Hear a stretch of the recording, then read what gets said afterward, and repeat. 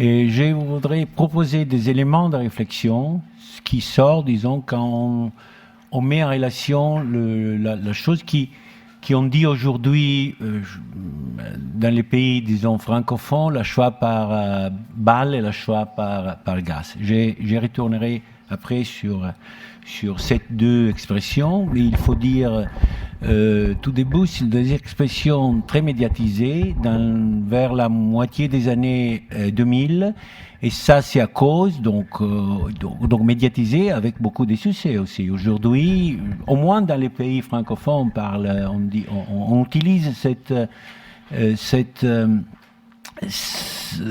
deux expressions qui sous-entend aussi une espèce de coupure. Donc, on dirait il y a une choix par balle, il y a un choix par gaz. Bon, j'essaierai de faire des remarques sur cette évidence.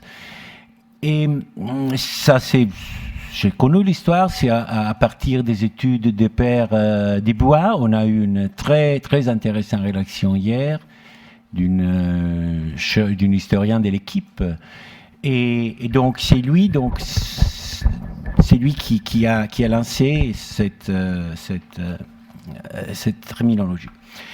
Donc, alors, pour en commencer, j'ai essayé de parler très lentement parce que j'ai un accord avec notre magnifique traducteur.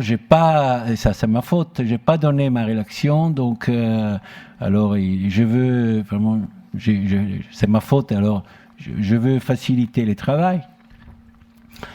Et alors, tout d'abord, je voudrais réfléchir sur une chose, c'est-à-dire c'est la centralité qui s'est imposée d'Auschwitz par respect à l'intégralité de la Shoah.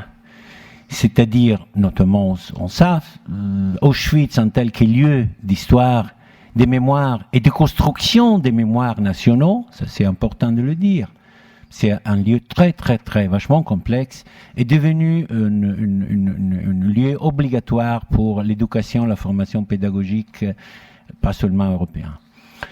Mais alors, ça m'intéresse poser la question, donc, au niveau historique, des reconstructions et même des chronologies de cette grand crime qu'était la Shoah, ça signifie quoi, la centralité d'Auschwitz? Alors, au moins deux choses. Je dirais trois choses. Une première question des datations, c'est-à-dire une chronologie. Alors, la centralité d'Auschwitz, c'est bien clair si on prend comme point de départ le Wannsee Conference, c'est-à-dire le janvier 41, et c'est là que Auschwitz prend tout angoissant et la place dramatique qu'il a. Mais si on pense à une Shoah qui était passée surtout dans les pays de l'Est, et donc c'est la partie qui, selon la division des Desbois, s'appelle Shoah par balle. Mais avant de lui, c'était Léon Poliakov, à mes connaissances, les premiers qui avaient posé très clairement cette distinction. Il l'appelait pas choix par balle, il l'appelait l'élimination chaotique en se référant à la choix par balle, disons des Desbois, et il s'est référé à, il nommait la choix par gaz l'élimination méthodique. Je me réfère à la grande étude qui est sortie en France, de Léon Poliakov, qui avait la possibilité d'étudier la documentation sortie du procès des Nuremberg. Donc l'ouvrage, si je me souviens pas mal, c'était sorti en 1951 en France. Je ne rappelle plus les titres de cette... C'était un titre célèbre. Bon, je trouverai ces titres. En tout cas, donc une question de datation qui était posée par une centralisation de cet espace de mémoire, historique des mémoires à la fois, et de construction des mémoires d'identité nationale par rapport à la périodisation. Une deuxième question qui regarde le nombre de victimes. Une troisième question qui regarde la provenance des victimes. Alors, vous savez, quand, disons, la grande usine, c'est quand le mot courant, a commencé, donc c'est-à-dire 43, donc c'est après l'époque du bunker 1 et 2, c'était une phase de transition, selon, disons, le choses qu'on lit sur les reconstructions d'Auschwitz aujourd'hui. Donc, c'est-à-dire 43, il faut savoir ça, 43, les 2 tiers des victimes juives ont été déjà tuées. Donc là aussi, vous voyez, s'il y a une centralité par rapport à la datation 42, janvier 42, mais il n'y a pas une centralité par rapport au nombre total des victimes. Provenance. On peut faire des observations, des points de réflexion. Ce sont des points de réflexion que je propose. Donc c'est des choses ouvertes, hein, ce n'est pas des certitudes. Mais la provenance, on savent, on dit toujours à les élèves, on les montre quand on est là dans les plus grands cimetières juifs au monde, c'est-à-dire dans la zone des Birkenau, jusque dans la forêt, le Birkenwald. Donc, c'est les cimetières les communautés juives de l'Est, mais aussi, surtout Messier János, il a rappelé aujourd'hui, justement, surtout l'Hongrie, et les communautés de l'Europe occidentale, c'est-à-dire les Français, les Italiens, les Grecs. Et là aussi, encore, il faut observer, parce qu'il est Ostjuden, comme les nommé avec une mot méprisant en Allemagne nazie, les grandes communautés Ostjuden à l'époque, c'était déjà liquidé, c'était déjà assassiné. Encore une fois, ça met en discussion, disons, mais la chose que j'y trouve encore plus intéressante est la représentation, donc la chose que j'ai dit, les maps, la cartographie mentale qui produit cette centralisation. Et alors là, je cite donc ce sont des systèmes, c'est pour ça que je l'appelle ça la cartographie, c'est comme un peu un système, si vous voulez, de représentation plastique.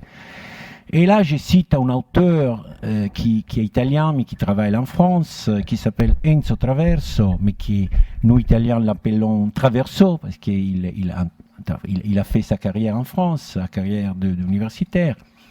Et je vais citer un exemple, et j'essaierai un peu de contester cette point de vue, qui c'est un point de vue, si vous voulez, qui a eu un grand succès dans les descriptions de la formulation de cette cartographie. Je cite, sur le texte sorti, s'appelle La violence nazie, une généalogie européenne, donc on voit déjà les sous-titres reconduits à la grande leçon d'Hannah Arendt, cette idée généalogique qui a le précédent dans le colonialisme européen, et qui aboutira à la fin au colonialisme européen à l'intérieur d'Europe avec les systèmes de camps. Et je cite, c'est sorti en 2002, cet ouvrage en France, La violence nazie, il dit, je cite, Auschwitz présente donc, grâce à ces procédés industriels de mise à mort, des affinités essentielles avec l'usine, comme indiqué de façon évidente son architecture, ses cheminées, ses baraquements alignés en colonnes symétriques et son emplacement au centre d'une zone industrielle et d'un important nœud ferroviaire. Production et extermination sont corrélés, comme si les massacres, les chambres à gaz de Birkenau, n'avait été qu'une forme particulière de production, au même titre que la fabrication des caoutchoucs synthétiques pour laquelle avaient été créés les camps d'Auschwitz III, Brunner-Monowitz. Bon. Alors vous voyez, c'est une leçon très classique, hein, ça devient un peu de l'école de Francfort, donc Adorno, Keimer.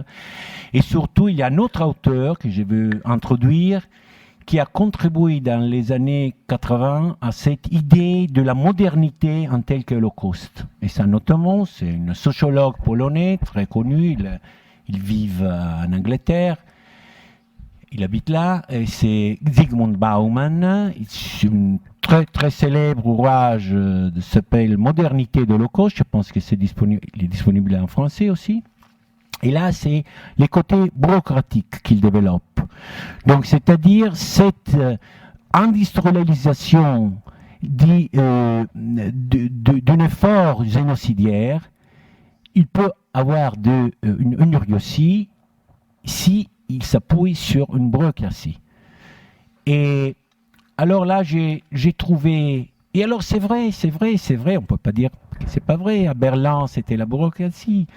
On a des tonnes de cartes, des temps, c'est une bureaucratie. Mais j'ai l'impression qu'au fur et à mesure, on prend les larges de Berlin et on arrive vers les zones du crime, cette bureaucratie reste sur l'arrière-plan et c'est quelque chose d'autre prendre la place, et ça c'est la barbarie. Donc, et à propos de cette idée clean de la bureaucratie comme une espèce d'extraordinaire esprit de la modernité qui peut penser, accomplir et arriver à cette crime des masses, je trouve la critique la plus convaincante pour moi qui était faite à la lecture à la Bauman, c'était la critique de Yehuda Bauer qui, et je veux citer ici, qui dit, c'est un passage de Yehuda, c'est un texte qui est disponible en français, ça s'appelle Repenser l'Holocauste 2001, et je cite: on pourra croire, d'après la description de Bauman, que la machine bureaucratique allemande était efficace et moderne mis entre guillemets. Elle ne l'était pas. Souvent brouillonnée, inefficace, percluse des contradictions, elle s'est composée de fiefs à l'intérieur de l'État nazi, qui avaient chacune leur propre intérêt et s'est battue pour les préserver. Je termine la citation. Donc alors maintenant il faut entrer dans cette système génocidaire. Et je veux dire une chose. Alors, on l'a déjà noté hier pendant différentes relations. Donc, on a une chose fondamentale pour la recherche sur la Shoah, c'était l'ouverture des archives russes. Parce que là, on a eu vraiment, c'était pas seulement de pouvoir lire et trouver, regarder des documents inconnus, mais surtout, on a ça apporté à se confronter avec une littérature scientifique et des études qui étaient développées dans les pays de l'Est, notamment la Fédération russe, dans les années. Et donc, je présente deux études sorties aux années 2000, et c'est l'étude d'Ilya Altman, c'est un chercheur russe, et c'est les grandes études, ça s'est sorti à Herzl tout d'abord, et après été traduit en américain chez la Nebraska University Press, pour la Nebraska University Press, des Itzhak Harad, sur la Shoah en Union soviétique. Bon là, c'est vraiment, on s'est... En lisant ce texte et les chiffres qui sont donnés, on a vraiment une image tout à fait différente de la Shoah par rapport à les grandes descriptions qu'on avait eues dans les années précédemment. C'est-à-dire, alors, selon les différentes estimations, mais on parle du nombre de morts entre 2,5 millions et 2,8 millions de morts qui ont été faits jusqu'en 1943, donc avant l'entrée en fonctionnement de chambres à gaz d'Auschwitz, dans la manière plus barbare, on l'avait vu hier, c'est-à-dire à travers les fusillades, donc la Shoah par... Mais c'était quoi la Shoah par balle? C'était quoi? C'était une scène de barbarie pure. Je pense que Marie Moutier, il a eu la force hier de nous montrer quelque chose, essayer là, il faut essayer de comprendre. Et en plus, il y a une scène qui est très, très, très complexe.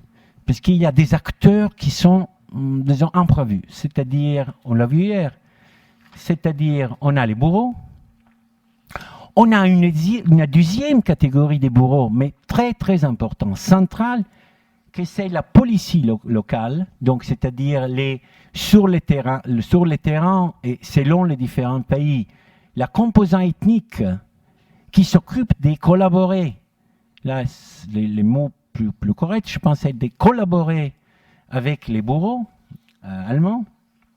Donc, ils sont eux qui s'occupent de tout, de gérer toutes les questions. Hier, il était très bien expliqué qui doit tenir compte de la rapidité du mouvement du front.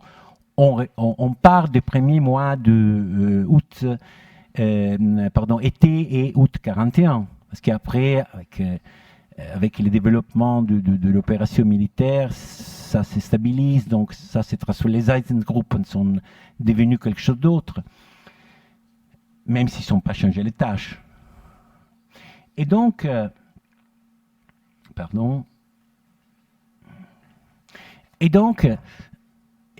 on a déjà deux catégories des acteurs, côté bourreau. Après, on a les spectateurs.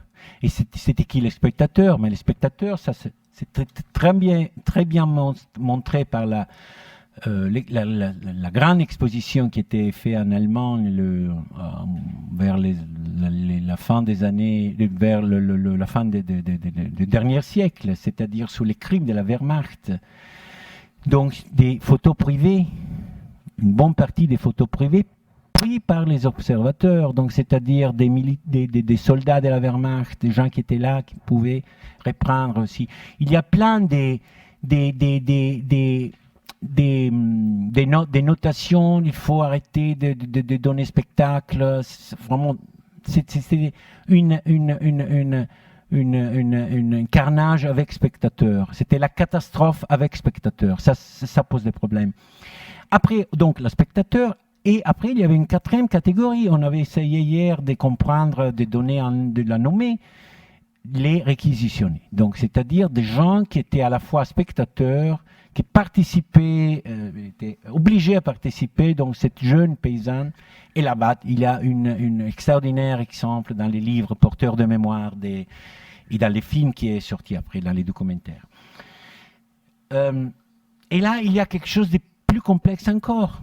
Je me réfère à des études de Martin Dean, par exemple, sur qui sont sorties en Amérique au début des années 2000, donc sur la participation de cette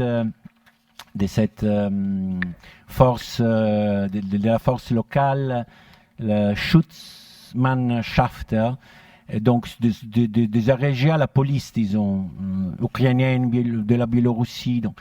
Là aussi, donc, il y a une opération génocidaire à l'intérieur d'une guerre menée contre les juifs, contre les civils. Je vais retourner sur ça.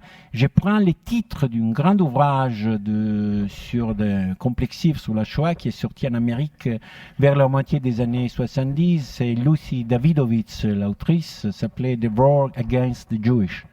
Elle emploie utilise ce mot, hein, the war. C'était la guerre contre les. Je veux retourner un peu à la fin sur la question de faire la guerre aux civils, pas seulement juifs. Mais là, c'est une guerre contre les civils qui prend l'aspect d'un génocide mené par les forces spéciales de la parade des nazis et par cette collaborateur. Mais il y a aussi une espèce de chose, de guerre qui aujourd'hui, on dirait, nettoyage ethnique. Donc c'est une guerre interethnique qui s'appuie sur cet génocide. Donc c'est vraiment quelque chose de très complexe. Frühling, vous l'avez dit hier, chacun, nouvelle vague d'invaseurs faisait comme pour premier des programmes, donc tuer des gens. Et alors là, il y a vraiment quelque chose c'est une scène génocidaire qui prend aussi peut-être, mais je ne suis pas sûr, un aspect de guerre civile. Vous savez, parce que ce n'est pas par hasard que si vous regardez aujourd'hui, mettons d'avoir un satellite qui peut prendre la grande photo Google Maps de l'Europe, on voit 2 zones qui sont pleines de fosses communs, notamment les pays cette partie de l'Europe, qui est vraiment c'est plein de fosses communs. 1000 sites, disait hier Marie, on a répertorié jusqu'à aujourd'hui. Et après, il y a l'Espagne. Il y a l'Espagne, donc il y a une guerre civile en Espagne contre les civils aussi. Et c'est pas par hasard qu'aux années 2000, j'avais participé à un colloque à Madrid sur les fosses communes d'Europe. Et c'était très intéressant parce qu'on montrait vraiment comme cet refoulement de l'histoire, ça sort aujourd'hui, ça revient aujourd'hui sous forme de fosses communes. Et cette association para la récupération de la memoria qui est née en Espagne a, si vous voulez, fait le même travail qu'il fait des bois, c'est-à-dire de chercher des fosses communes de la guerre civile à partir des témoignages oculaires, parce qu'il n'y a pas des données, disons, bureaucratiques. Donc là encore, la bureaucratie est à côté, hein, elle est restée à Berlin. Et alors, je veux dire, c'est quoi la fusillade, la Shoah par balle? Alors, il y a un célèbre passage cité vraiment par tous les historiens. On peut dire que quand on fait la reconstruction, on travaille sur cette période de 41 du génocide et de l'extermination des Ostjuden, selon les mots méprisants utilisés par l'allemand et par les Allemands, est toujours cité. Et c'est-à-dire, c'est le 15 août 1941, c'est-à-dire la visite de cette grande ménagère de la destruction qui s'appelle Himmler à Minsk. Alors, c'est un passage très cité, très controverse aussi chez les historiens. Parce qu'on dit, ça c'est la lecture de Reitlinger, donc une des premiers. Oh. Et après lui, Hilbert, il écrit 3 pages, vraiment c'est un roman, c'est avec l'écriture d'Hilbert. Et il dit, je vais citer, il a eu une défaite, il a eu des problèmes. Hilbert, il raconte que Himmler, il a assisté à une fusillation d'une centaine de personnes. Ça, c'est sûr parce que c'était marqué sur le Dienstkalender, sur le calendrier de l'agent des services d'Himmler, qui était découvert dans les archives russes. Et après cette vision, il a eu un moment de faiblesse et von den Bach-Zelewski, qui c'était le plus haut officiel présent à Minsk, à son côté, il dit à Himmler qu'il faut arrêter cette fusillation parce que cette fusillation sont trop dures pour l'agent qui les pelotons de fusillation. Donc c'est trop dur pour ça. Et donc il y a une expression qui est utilisée par Walter Stahlecker, qui c'était une des chefs, une grande criminelle, une chef d'une Sonderkommando, qui c'est en allemand, c'est seelische Anstrengungen. On pourrait traduire, je pense, en français comme tension spirituelle. Et donc, il y a un stress psychique. Donc, chez ce bourreau, à tuer cette gens. Alors, c'était un problème qui venait de la position qui était prise par les fusiladeurs, c'est-à-dire placé vis-à-vis gegenübergestellt. C'était mis face à face. Et donc ça, selon cette reconstruction, aujourd'hui c'est une reconstruction qui est mise en discussion, mais selon cette classique reconstruction d'Hilbert, 3 pages dédiées à cet moment, Bach-Zelewski dit il faut arrêter avec ça, il faut essayer de trouver des autres moyens d'extermination. Et on dit, mais probablement ça c'est pas vrai, qu'on savent que le même jour, le même après-midi, Himmler donne l'ordre à ses généraux d'essayer de faire des essayages, de trouver des autres moyens. Et selon, je dis encore une fois, selon cette reconstruction, c'est là qui sort l'idée, là, disons entre guillemets, découvert du gaz. c'est pas une découverte parce qu'on sait que c'était utilisé déjà en Allemagne pour la téfir. Et après, en Pologne, dans les zones, après la défaite de la Pologne, pour des opérations spéciales qui ont été menées vers les années 40, 1940. Donc, mais alors, on dirait justement le système du gaz, c'est les systèmes clean, donc c'est les systèmes industrialisés, c'est les systèmes qui permet au bourreau d'être loin, de ne pas voir en face sa victime. Et c'est pour ça peut-être qu'il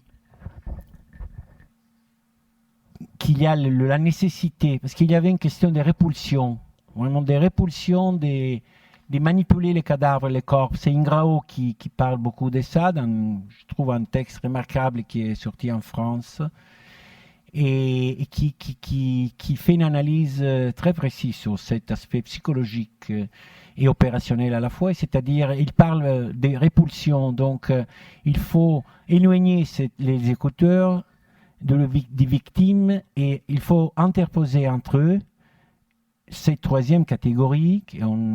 Lévy écrivait la catégorie dans la zone grise. C'était un terme qui n'était pas tellement employé dans 7 jours, donc je pense qu'il n'a pas encore une évidence historique. En tout cas, c'est une troisième catégorie, quelqu'un qui a la tâche de manipuler les cadavres. Et sa fonction dans les centres de la Action Reinhard à Chełmno, Bełżec, Sobibór et Treblinka, c'était très très très bien expliqué hier aussi. Sa fonction aussi dans les fusillades. Donc, ce sont toujours des gens, des paysans réquisitionnés qui font cette opération. Donc, les corps est notamment impurs, donc les corps assassinés impurs.